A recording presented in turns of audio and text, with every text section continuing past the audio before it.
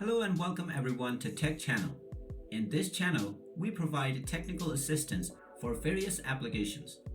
In today's video, we are going to show you how to download Bigo Live on your smartphone.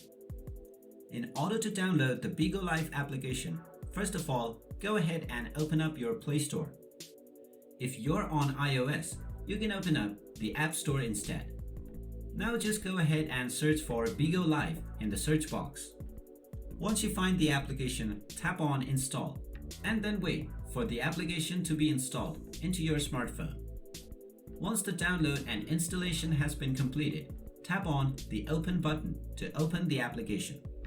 Now in order to use the Bigo Live application, you will be asked to sign in using either your phone number or your social media accounts.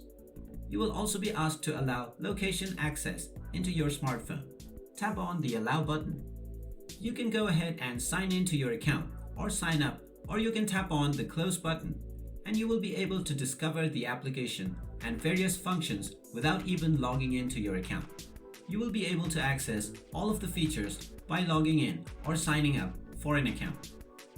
If you want to learn those, stay tuned to the channel and we will bring you various other tutorials related to this application. So that's all for this video.